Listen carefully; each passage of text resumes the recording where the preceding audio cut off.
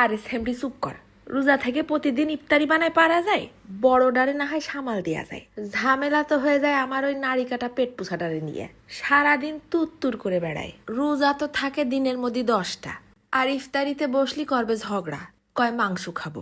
না পাইরে 2-4 খেন হাড় ছাড়া মুরগির গোশ ছোট ছোট করে কাটে নিছি। ফেলাই দিলাম অল্প একটুখানি রসুন বাটা আর অল্প একটুখানি আদা বাটা। 2-4 পিসের আবার মাপ কি, একটু যারা দিলেই হবে না। ওই দেখো এক কোনায় নুনও দিলাম, কিন্তু সে সময় মতো ক্যামেরা অন করিনি। এবার দিচ্ছি সব হাফ চা চামচেরও কম একটুখানি জিরের গুঁড়ো, হলদির গুঁড়ো, ধইনের গুঁড়ো, শুকনো ঝালের গুঁড়ো, আর দিছি অল্প একটুখানি গরম মশলার গুঁড়ো। সব আলু থালু করে গোশের সাথে মাখাই নিয়ে রেখে দেবো ঘন্টাখানিক। এবার একটা বাটিতে নিয়ে নিছি 1 টেবিল চামচ কর্নফ্লাওয়ার, তার বদলে চালের গুঁড়ো দিলেও হবে। তারপর দিলাম চিমটি খানিক নুন আর একটুখানি কিরাস করা শুকনো ঝাল। অল্প একটুখানি পানি দিয়ে সুন্দর করে গুলায় এক কোনায় ফেলাই রেখে দেবো। কিছুক্ষণ রেখে দিলে এ কিন্তু আবার বসে যায়। তারপর নিয়ে নিছি একটা আলু, ধুয়ে নিয়ে খোসা সহও নিতে পারো, আবার ছাড়াইও নিতে পারো। পাতলা পাতলা স্লাইস করে নিছি, সাথে সাথে দিয়ে দিছি পানির মধ্যে। কালো হয়ে যাবে না, পানিতে ভিজিয়ে রাখলাম আধা ঘন্টা, তাহলে একটু নরম নরম সফট হয়ে যাবে না, ভাজ করা যাবে না। ভাজ করতে গেলে আর ভাঙবেন না।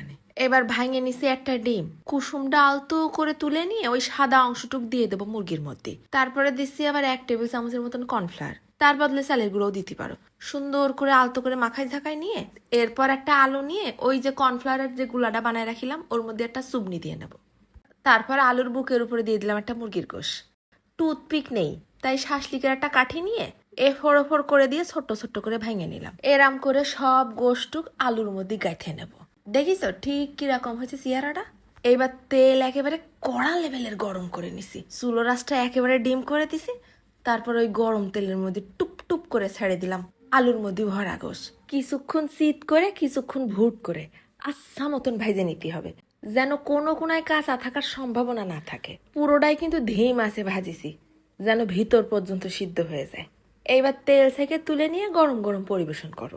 ইফতারিতে খাও নাকি সন্ধ্যের নাস্তায়, আর না হয় বাচ্চাকে দিবা টিফিনে। দেখার সাথেই পোলাপানের চোখ হয়ে যাবে ছানা বড়া। দেখিছো অল্প আছে, মেলাক্ষণ ধরে ভাজিছি না, ভিতরটাও সুন্দর সিদ্ধ হয়ে গেছে। ভাজার পরও কিন্তু মেলাক্ষণ মুসমুসে ছিল। ইফতারির পর নিয়ে বইছি, আই রে মারামারি। একটু ক্যামেরায় দেখা দিতে দেবে তা সে সুযোগ পাচ্ছি না। উপরের আলুটা একেবারে মুসমুসে কুরকুর করতেছে, আর ভিতরের গোশটা তো সেই লেভেলের টেস্টি হয়ে গেল না। ঝটপট করে একটা সুন্দর ভিআইপি নাস্তা। মেহমান টেহমান আসলে এরকম করে বানাই দিবা, ব্যাস খাইয়ে একেবারে খুশির ঠেলায় অজ্ঞান হয়ে যাবে। বাবারে আর খাইয়ে দেখাতে পারতেছি না। আশেপাশের আরো 4 ডেসক এই প্লেটের দিকে হুমড়ি খেয়ে চাইয়ে পড়ে রয়েছে। খাতে খাতে চলে যাচ্ছে আজকে। ধন্যবাদ।